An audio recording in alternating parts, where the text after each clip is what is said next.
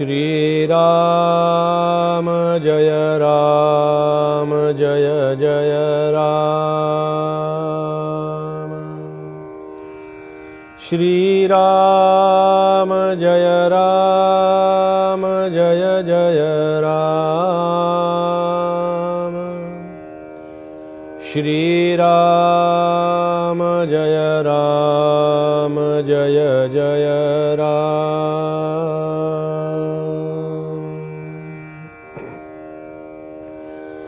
श्री राम समर्थ श्री राम। देवा भक्तांचे मूळ शोधून पाहे सकळ, साध्यची होये तत्काळ या नाव साधक श्रीराम।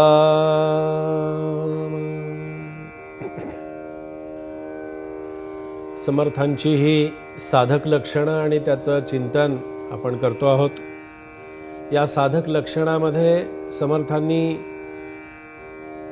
या ओवीमध्ये असं म्हटलेलं आहे की देवाभक्तांचं मूळ शोधावं। आपण देव शोधायला जातो,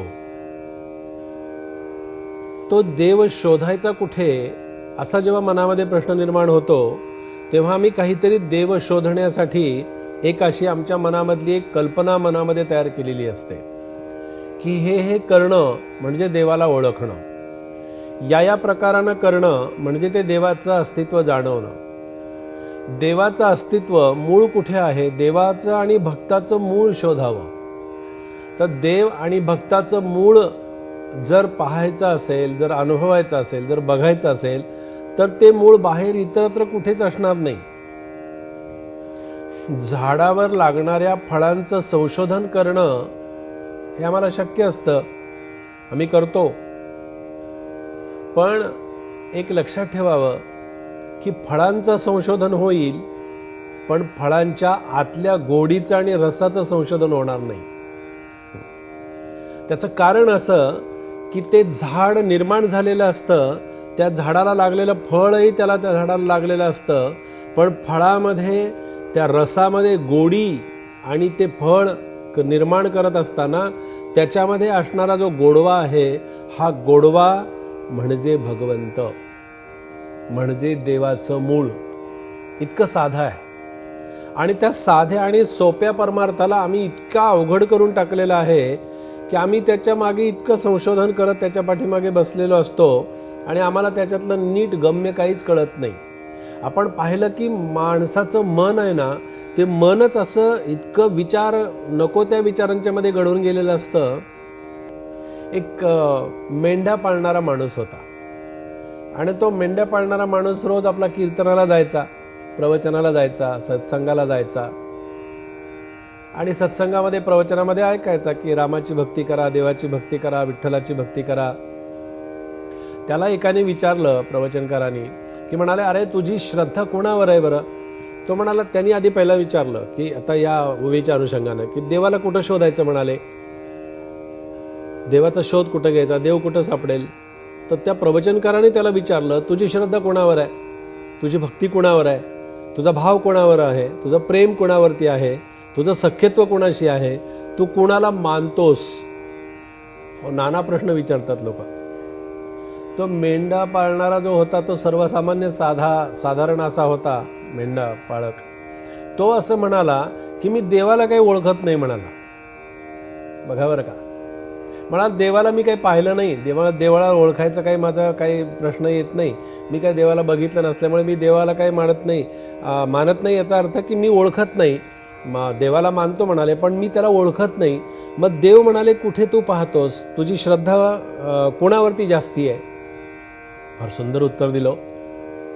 तो मेंढ्या पाळणारा म्हणाला, माझी श्रद्धा जर विचारत असाल, माझी श्रद्धा जर तुम्ही विचारली तर माझी श्रद्धा म्हणाले, मी ज्या मेंढ्यावरती माझा उदरनिर्वाह करतो आणि ज्या मेंढ्या मी पाळतो त्या मेंढ्यावरती माझी फक्त श्रद्धा आहे, माझी बाकी इतरत्र कुठे श्रद्धा नाही।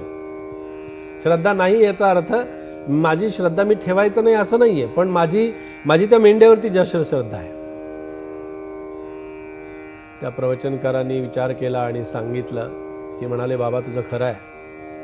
अरे तुझी ज्या मेंढ्यावरती श्रद्धा आहे ना, त्या मेंढ्यामध्येच तू राम पहा, त्या मेंढ्यामध्ये ते अस्तित्व पहा. याचा अर्थ काय की देवाचं मूळ शोधत असताना माझी श्रद्धा कुठे दृढ असेल. कारण कसं असतं पहा, एक नेहमी आपण लक्षात ठेवावं की आपला विश्वास जेव्हा डगमगत नाही तेव्हा तुमच्या आपल्यातल्या मनातल्या समस्या डगमगत असतात. जेव्हा मनातला विश्वास दृढ असतो ना, तेव्हा समस्या आपल्यापुढे काही करू शकत नाही. पण विश्वास एकदा डळमळला, एकदा विश्वासाचा निष्ठा आपली एकदा संपली एखाद्या व्यक्तीवरची किंवा एखाद्या तत्वावरची, की मग आपल्या समस्या आपल्यापुढे निर्माण होतात. मग त्या माणसाशी आता कसं बोलायचं, मग त्यांना आता फोन कसा करायचा, मग त्यांच्याशी आता आपण कसा संपर्क परत करायचा. जेव्हा विश्वास डगमगतो तेव्हा समस्यांची पकड जी आहे ती समस्यांची पकड घट्ट होत असते. म्हणून विश्वास दृढ असला पाहिजे, विश्वास आणि निष्ठा नक्की असली पाहिजे. म्हणून समर्थांनी या ठिकाणी असं म्हटलं की देवा भक्तांची मूळ शोधून पाहे सकळ. त्या देवाचं आणि भक्ताचं मूळ मुळापासून शोधून पाहावं. आपण काय करतो, वरवरचा विचार करतो, पण वरवरचा विचार म्हणजे पाण्यावरच्या फेसासारखा असतो, दुधावरच्या फेसासारखा असतो. त्याच्यावरचा फेस निघून गेला की मग खाली ते शुद्ध आणि चांगलं निर्मळ दूध असतं. म्हणून त्या देवाभक्ताचं मूळ शोधावं. साध्यची होय तात्काळ या नाव साधक. आता हे साध्य जे आहे, मला काय साधायचं आहे, मला साध्य काय करायचं आहे, मला काय मिळवायचं आहे, मला काय कमवायचं आहे आणि माझा ध्येय काय आहे, ते ध्येय माझं नक्की असलं पाहिजे. साधकाचं ध्येय काय, साधकाचं ध्येय जे आहे ते साधकाचं ध्येय एकच असलं पाहिजे आणि ते म्हणजे ईश्वरी तत्वाशी मी प्रामाणिक राहणं. ईश्वरी तत्व मला माझ्या तंत्रानं वळवता नाही येणार, पळवता नाही येणार, माझ्या तंत्रानं मला त्याच्याकडे इकडे तिकडे करता येणार नाही. पण ईश्वरी तत्वाशी एकनिष्ठ राहणं हे प्रामाणिक साधकाचं आद्य कर्तव्य असतं.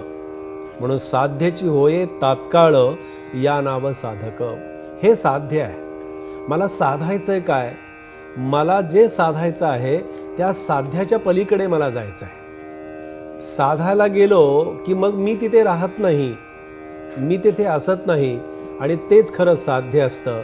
ते आपण साधावं असा समर्थांचा समर्थ उपदेश या साधक चिंतनाच्या माध्यमातून आपण श्रवण करतो आहोत. जय जय रघुवीर समर्थ.